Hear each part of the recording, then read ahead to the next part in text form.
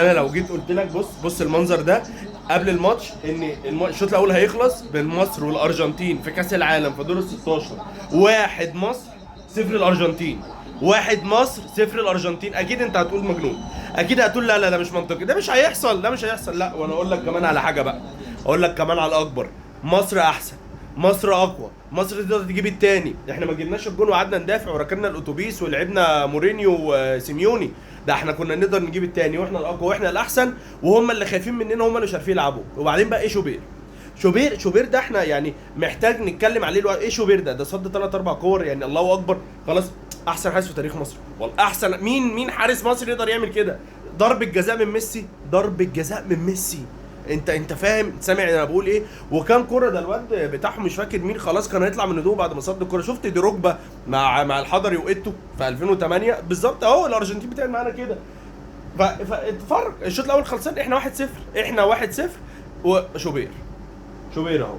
شوبير انا مش هتكلم. شوبير الله ينور عليك يا شوبير احنا فاستمتع لان ايا كان انا طالع دلوقتي بين الشوطين عشان اقول لك ايا كان الماتش هيخلص كام، ايا كان احنا كسبنا ولا خسرنا، ده منتخب يشرف، ده منتخب اول مره احس ان احنا بنحب المنتخب ده، مبسوطين بالمنتخب ده. احنا بنتفرج كده واحنا كل واحد فينا مبسوط ومش عايز الماتش يخلص وحاسس ان هو مطمن ومش خايف ومش قلقان. فاكر قبل البطوله كنا نازلين نلاعب بلجيكا، احنا كنا بنخبط في بعض، لو احنا بلجيكا يا رب ما تكسبنا 3-4. احنا دلوقتي بنلاعب الارجنتين وكسبانين ومش خايفين.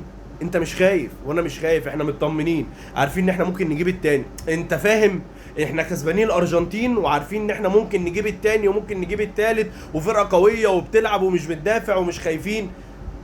فاكر شايف احنا من اللي فين؟ يعني من منتخب خايف يخسر ويطلع حصاله لمنتخب كسبان الارجنتين اهو 1-0، كسبان الارجنتين 1-0 وعادي هنجيب التاني وهنجيب التالت. فانا طالع قبل الماتش ما بيخلص واقول لك ايا كان الماتش هيخلص ايه، فده منتخب يشرف، ده منتخب. انت امتى اخر مره كنت مبسوط بالمنتخب ده؟ امتى اخر مره كنت بتتفرج على المنتخب وانت حابب المنتخب ومستعد اللي هو من جواك بقى؟ حسام حسن حول المنتخب من منتخب عادي، من منتخب من 2010 اي حد بيخش يديله على عينيه وبيطلع من اي بطوله، لمنتخب بجد اي منتخب في كاس العالم في الكوكب يخاف منه. انت سامع صح؟ احنا كسبانين الارجنتين بطل العالم في الشوط الاول 1-0 ومش عارفين يعملوا حاجه، واحنا الاحسن واحنا الاخطر واحنا اللي كنا هنكسب. اللي انت شايفه ده كله صح.